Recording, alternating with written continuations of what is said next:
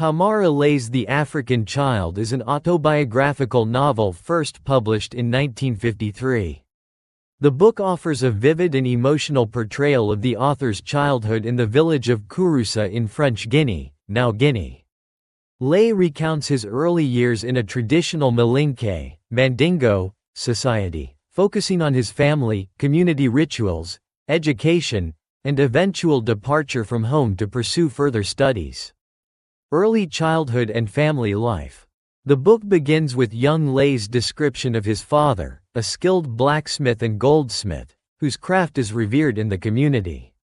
His father's workshop is both a sacred and mystical place, often associated with spiritual power. The narrator holds deep admiration for his father, portraying him as a wise, quiet, and respected man who embodies tradition and strength. Laye's mother is equally important in his upbringing. Her deep love and care are evident in her daily presence, cooking, and gentle guidance. He describes her tenderness and remembers how she used to sing to him while bathing him as a child. These scenes are infused with emotional warmth and serve to emphasize the secure, affectionate environment in which he was raised. Cultural rituals and initiation. A central section of the novel focuses on traditional rites of passage, particularly Laye's circumcision ceremony. This event marks his transition from childhood to manhood and is accompanied by secret teachings, ceremonies, and trials in the bush school. Though physically painful and emotionally intense, the ritual is framed as a source of pride and honor. It represents integration into the adult world and deeper connection with the customs of his people. Laye also reflects on religious practices, including Islamic teachings and animistic beliefs. His community blends traditional African spirituality with Islam, showing how syncretism is a normal part of everyday life. The religious festivals, the sacrifices, and the presence of the duga, a ritual dance often associated with nobility and power, are depicted with reverence and awe. Schooling and the tension between two worlds. As Laye grows older, his education becomes a focal point. He begins school in Kouroussa and later attends a prestigious French school in Conakry, the capital. At first, he struggles to balance his traditional background with the demands of Western-style education. He is often torn between staying in his village, where he feels rooted and loved, and embracing the opportunities offered by modern schooling. Despite these tensions, Laye excels in his studies and wins a scholarship to study in France. This moment is bittersweet. While it represents personal achievement and potential for a better future, it also means leaving behind his family, culture, and homeland. Departure and farewell. The final chapters of the book are especially poignant. Laye prepares to leave Guinea for France, filled with a mixture of excitement, anxiety, and sorrow. The farewell scenes with his parents are emotional. His mother gives him a talisman for protection, and his father, usually stoic, shows visible emotion for the first time. These gestures underline the gravity of the moment. Laye is not just traveling to another country. He is stepping away from his ancestral roots into an uncertain world. Analysis of the African Child. 1. Themes.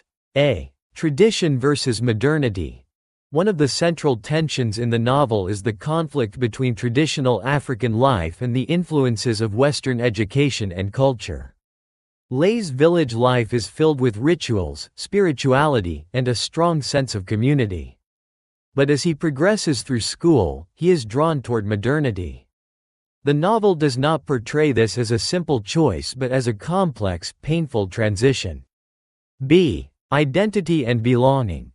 Laye's personal identity is shaped by both his African heritage and his engagement with French education. He grapples with questions of who he is, where he belongs, and how he can reconcile the two worlds. The novel becomes a meditation on what it means to grow up between cultures. C. The power of family and community. Throughout the book, Laye emphasizes the nurturing and moral strength he receives from his family. His parents, especially, are portrayed not only as caregivers but as moral and spiritual guides.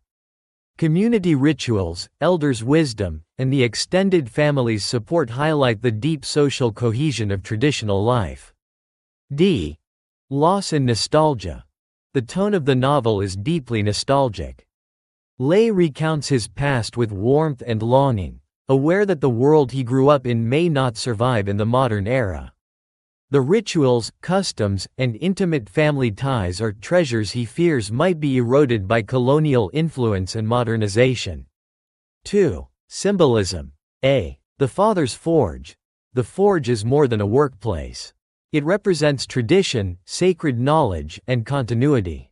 The Father's ability to control fire and work with metal is likened to mystical power, suggesting that traditional skills are a form of wisdom passed through generations.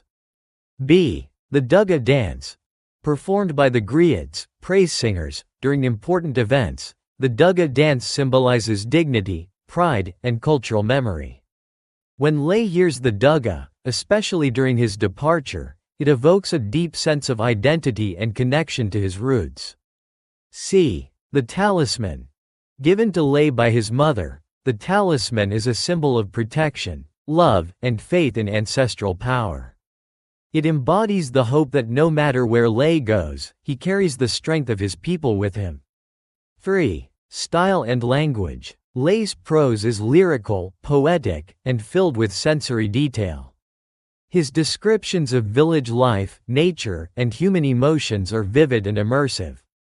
Though the novel was originally written in French, l'enfant noir, it retains a tone and rhythm that reflect oral storytelling traditions. The narrative voice is gentle and respectful, filled with love and admiration for the people and customs it describes. 4. Postcolonial perspective. As a postcolonial text, The African Child offers a counter-narrative to colonial representations of Africa. It presents African culture not as primitive or backward, but as rich, dignified, and deeply meaningful. Laye affirms that African traditions have their own internal logic and moral structure, worthy of preservation and respect.